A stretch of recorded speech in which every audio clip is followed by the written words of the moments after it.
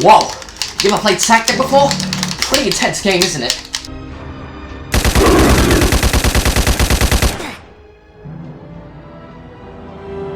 Oh, never mind then. But anyway, I'm sick of SAKTK. Are there any other Area 51 games out there? I don't know, the 28 or so killers just aren't for me. I need an Area 51 game that goes over the top in every single direction. An Area 51 game that has the old rake in it. Well, here you go then. Survive in Area 51. Not to be confused with Survive and Kill the Killers in Area 51. Okay, this is gonna get confusing. Let's call the latter, well, SAKTK of course, and Survive in Area 51 Sire for short, just so we don't get them mixed up. Wait, does the word Sire mean something bad? Anyway, upon spawning into Sire, you're greeted with, well, the surface of course. Like most other Area 51 games, there isn't a mode select or anything like that. The whole game is basically just classic mode. I really should stop comparing Sire to SAKTK, and we'll talk about why in a minute. They're two completely different games. Of course, there really isn't a whole lot going on the surface, apart from a bunch of soldiers that you can talk to and interact with. Well, just barely. Most of them stand there idly for all eternity, never moving a muscle. I just wanted to say this. Have fun. Oh, have fun, alright. The main reason you'll want to stay on the surface is for the shop, where you can buy weapons with cells, this game's currency. You get cells from killing killers and through other methods, which we'll talk about later. It kind of works similarly to SAKTK 2, another Roblox Area 51 game I reviewed a while back, where you can just buy the weapons instead of looking around the map for them. Except these weapons can't appear around the map. But we'll talk about why in a sec. On the topic of cells though, you get them just by playing the game. So even if you're out and about exploring and die, you can still come back later and buy more powerful weapons even if you haven't killed any killers. Isn't that cool? The weapons also work a bit differently in this game. Instead of moving up with the camera on the Y-axis, they kind of just stay stuck in midair. Can't blame the developer though, gun positions are one of the hardest things to script in Roblox ever. That is the chunkiest pistol I've ever seen. You can also buy special weapons for Robux, like dual Uzis, a plasma gun, and hey, even the old freeze ray is here. I mean, what can I say? Stuff locked behind a monetization barrier? No comment. Sire also has a second currency, which is based off of your minutes played in a server. I'm not the biggest fan of this one, as it is used to buy armor and give you extra health. Because your minutes played go back down to 0 when you join a new game, it incentivizes you not to switch servers because you'll be back to square one. It's a smart way of keeping people in your game, yes, but the only real way to survive killers is through health. And most of the time, armor doesn't matter too much in this game because you're given such a small bonus. In SAKTK 2, you're given 400 hit points per armor piece, plus you could find it around the map for free. Here you get 400 for playing 60 minutes. Heck, it probably wouldn't even be worth it if it was for 10 minutes. Hey, just being honest here. It's not that big of a deal though. If you're good at dodging killers, unlike me, then you won't need armor too often. There is also a total of 1 healing item that you can buy. It's okay, I guess, but against the stronger enemies like bosses, it really won't help you much at all. You can basically skip over this one if you want to. Now let's get onto the area, specifically the room you start in. This time it's a bit different. Instead of being completely empty like other Area 51 games, in Sire the starting room has a list of guns that you can find around the area. But we're gonna pretend we didn't see that. Also teleporters. Through these teleporters you can, well, of course, get around the area faster.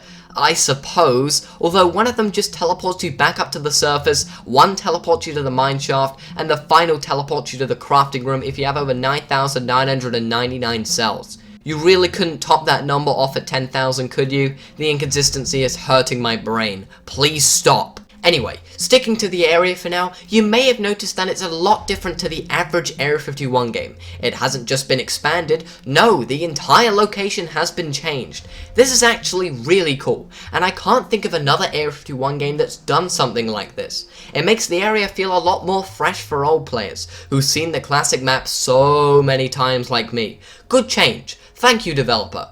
Or developers. Hey, I don't know who works on this game. Speaking of the area, doors actually work the same way, or at least similarly to how they do in SAKTK. You don't have to unequip your weapon to proceed through the area.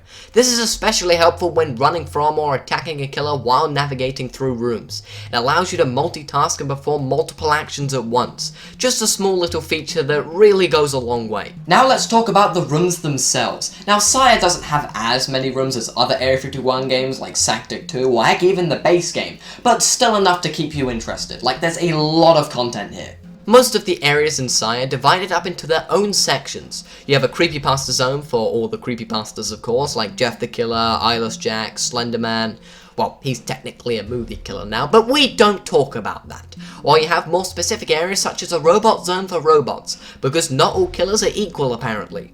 You also have a skeleton area, okay, a sewer, that's understandable I guess, a metro, what? And a volcano. Yep, just a live volcano in Area 51. Good god, this game is weird. There basically aren't any rooms in SAKTK that are also present in Sire. That means no radioactive area, no cafeteria, no kitchen, heck, there isn't even a main hall. And I have to say, it's pretty creative the stuff the developers were able to come up with in replacement for those rooms. The deeper you go into the area, however, the stronger the enemies become. Hey, let's talk about the killers real quick. Now, unlike most other Area 51 games, the killers, or monsters I guess, that's what this game calls them, actually have AI. This means they don't just slam into the wall every couple of seconds while they're trying to chase you. However, the AI isn't perfect like in SAKTK. In fact, it's pretty wacky. Sometimes enemies will just straight up ignore you and run away. Not sure if it's intentional or not, but hey, I'd rather have a half-functioning pathfinding system than no system at all. There are also an absolute ton of monsters in SAKTK, ranging from robots with shield around them, many zombie variants, some sewer tentacle things, a literal Grim Reaper, a dude from 4chan, and whatever this beautiful abomination is. His name is Nightmare apparently, and he has 125,000 health. What? Also, the old Rake. Yeah, he's in this game. I mean, he may be a bit bulkier, has a different name, and they made him a big boy, but hey, he's here too. Yeah, there are a lot of monsters in this game. In fact, it's probably worth checking out Sire just to see them all. But that doesn't necessarily mean all the enemies in this game are fair and balanced. I decided to plan a private server for this video, which was a very bad idea. You see, I thought this game would be too easy, because when I did join public servers, all the players kept killing all the killers almost immediately. I called them killers again, didn't I? All the players just kept killing the monsters almost immediately. I couldn't see what was going on for longer than 2 seconds. However, I found out the hard way that the high player count in this game is there for a reason. That being, this game is hard. Like, really hard, especially in solo.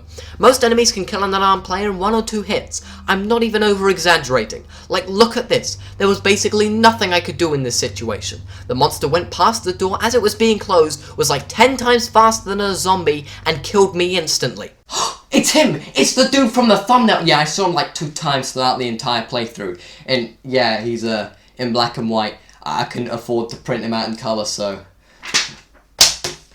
Oops. Monsters sometimes also have their own unique abilities, like Slenderman, who can go invincible and invisible at the same time, which is really cool actually. Or Flamers, a fire-themed killer who shoots fireballs. Well, there's a surprise. Who saw that coming? However, there is one separate type of enemies that can only be found if you look for them, and those, my friends, are bosses. Now, bosses work a bit differently to how they do in SAKTK. Instead of being in their own mode, you can actually find them around the area kept locked up with all the other enemies. At the time of making this video, there are 3 main bosses in the area: the Reaper, Zombie Brute, and the Jack-o'-lantern. And yes, they're all brutally unfair as heck. Like, I get it. It's cool to have unique abilities, but my god are they a giant pain to get rid of, especially when they get released and are actively roaming around the area. Well, except from the Reaper, that one is kind of stuck in his own room. Poor guy. Also, did I mention that the enemies in this game, or at least to my knowledge some of the bosses, can heal? I mean, it's one thing to have all of the enemies instantly kill every single player, but to have them heal as well, I don't know, it feels like this game really wants you to spend as much time as possible fending off the enemies. But hey, you do get some special weapons from killing these super powerful enemies. Like from the Zombie Brute, you can get the security tablet. Alrighty, from the Reaper you can get his scythe. Hey, that's pretty cool. Finally, all the people asking for melee weapons in SAKTK can shut up. And lastly, you get a revolver from the Jack-o'-lantern guy. Yep, just a regular revolver. What a reward. But hey, even if you die with the special weapon in hand, you'll respawn with it, so you don't have to go through all that poop again, of course. Well, unless you leave. I think the developer has a phobia of people leaving this game or something. First the armor and now the special weapons. That was a joke, by the way. Anyway, the special weapons. We're not quite done here, in fact. Remember that gun list that we saw at the start of the game as you dropped into the area that we skipped over? That's right. These are all the special weapons like I just mentioned. You can of course get a few from the bosses, but for most of the best special weapons, you'll have to complete some type of task or challenge around the map. Now, I'm not going to go over every single weapon in this video, because to be honest, I just looked them up myself, but I will say one thing about them. They're really hard and tedious to obtain. Okay, maybe that's not 100% true. There are some easier weapons than killing bosses to obtain. For example, the red missile launcher. It's a pretty decent gun that you only need to do a little parkour in the factory area to get through. The parkour itself isn't too bad though, maybe it's just because I'm good at parkour, but I definitely suggest getting this weapon first. It's a massive power boost that doesn't take too many tries to complete. But then you have some of the other special weapons, and oh my god, did the difficulty spike get increased by about 1,000,000%. For the LXW weapon, which is kind of like a white laser thing, you'll need to come through this robot area and enter this dark room. Don't worry, this dark part extends for a little longer. Gosh, why is it so bright? Now, to get the previously mentioned special weapon, ignoring the fact that I just became blind, you'll have to complete this challenge. Basically, there are 4 invincible, fast-moving, unkillable enemies called MIS in this area that you have to avoid. You can't kill them normally since your guns are taken away from this area as soon as you enter, so you'll have to stop them through other methods, which is done by tricking them to walk, or I guess float, into these orangey force field thingies, which will put them back to the beginning. As you get closer to the end, the enemies will seem to respawn faster and faster, and do you see where I'm going with this? I'm not going to insult the challenge itself, because in theory, yes, the idea is cool. Problem is, the enemies respawn way faster than you'd think. At the end point, you practically have to have 0.1 seconds to spare before they respawn and kill you instantly. I just hate how smug the MIS look when they kill you. I just hate them. I hate everything about them. Their backwards faces, their weird purple hand things, their blank template bodies. Does anyone have their IP addresses? I know. I'm a person that often criticizes SAKTK for its easy difficulty, but come on, this isn't fun at all. Maybe I'm just terrible at this game, or I'm doing something horribly wrong, but I swear, you literally have to become a speedrunning master at this challenge or die trying. Come to think of it, I actually had so many attempts where I did actually get the weapon in my hotbar, teleported through, and still died. I mean, this is the gun you get from it. It's called the LXW. I'd love to show you the footage of me getting the weapon, but I must have deleted the files out of anger, and I'm not doing all that again. The weapon itself is basically just a laser gun, but shoots 4 beams instead of 1. Yeah, not worth it in the slightest, sorry. But the LXW is not the only special weapon out there. In fact, the next gun we'll be speaking about is the water gun.